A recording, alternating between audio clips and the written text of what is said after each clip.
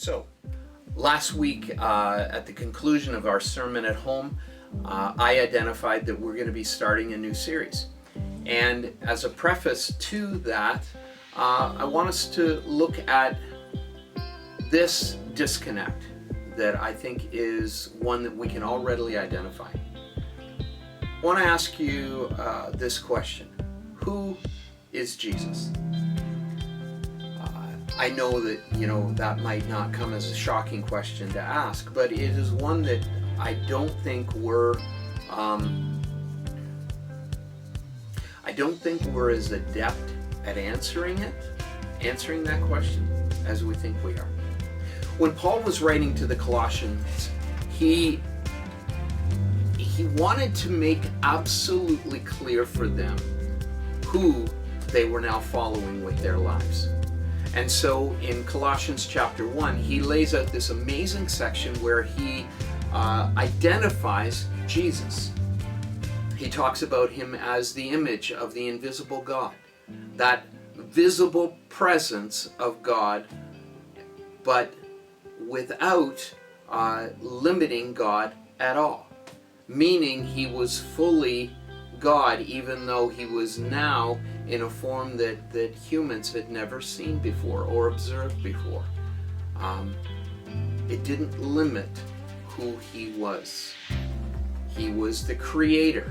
He was the one who was over all things. So that in Jesus, the full supremacy of God was invested.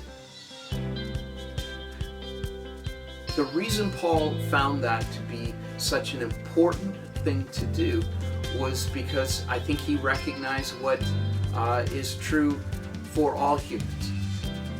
We can be confronted with truth, we can even align ourselves with something that is true, but it doesn't mean that that truth will be lived out 100% in our lives. We say a lot of things are true, but then we act as though they aren't.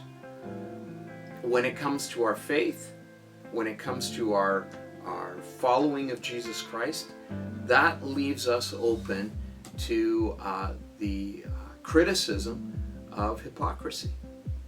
And sometimes we deserve it. I want to read something that C.S. Lewis wrote.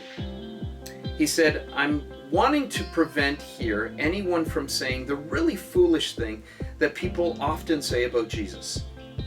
And what they say is this: I'm ready to accept Jesus as a great moral teacher, but I don't accept his claim to be God." And I love the way C.S. Lewis puts this. He says, that is one of the things that we must simply not say. A man who is merely a man and yet said the things that Jesus said would not be a great moral teacher.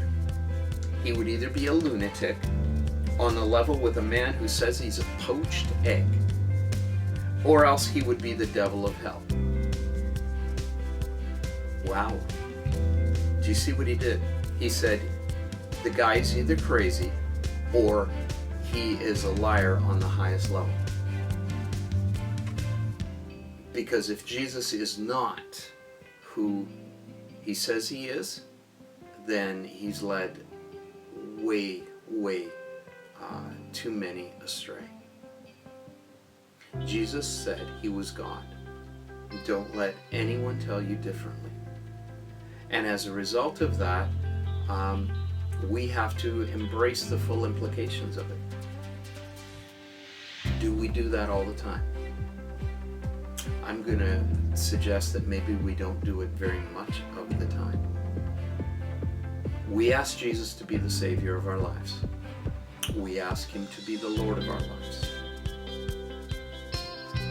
But then we live our lives as though maybe asking him to do that was something we really didn't intend to do. We're going to be examining this discrepancy over the next number of weeks. One of the tools that we're going to be using is a book written by Harry Krause Jr. called Domesticated Jesus. And I think in it we will be confronted, I know that we will be confronted by a number of examples of our hypocrisy. You're going to find that some of these sermons over the next number of weeks will be difficult. They may be unsettling. But with every intent, our hope, our prayer is that they will challenge us to live more purposefully and with a greater sense of integrity. We follow Jesus Christ. He is our Savior and our Lord. Let's make him fully that for us. God bless you as you enter into this season with us. And our prayer is that everything that we're intending on this side as we start would be what we realize as we finish.